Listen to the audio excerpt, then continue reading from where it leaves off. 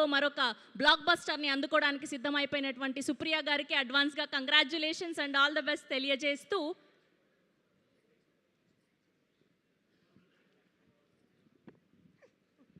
దీనికి ఒక చిన్న కథ ఉందండి.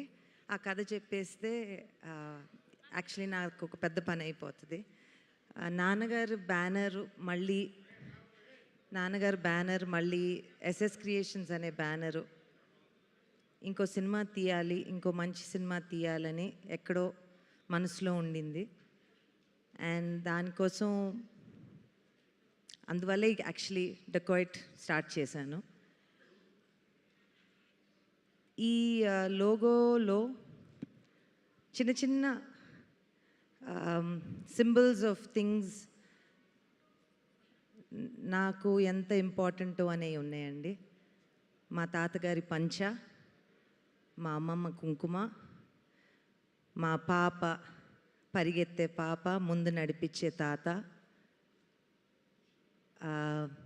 దాని వెనక మ్యూజిక్ గాయం నుంచి మా నాన్నగారు చేయించుకున్న మ్యూజిక్, ఇవన్నీ కూడగట్టి ఒక 15 సెకండ్స్లో మా కథ ఎలా చెప్పుకోవాలో అనుకున్నాను.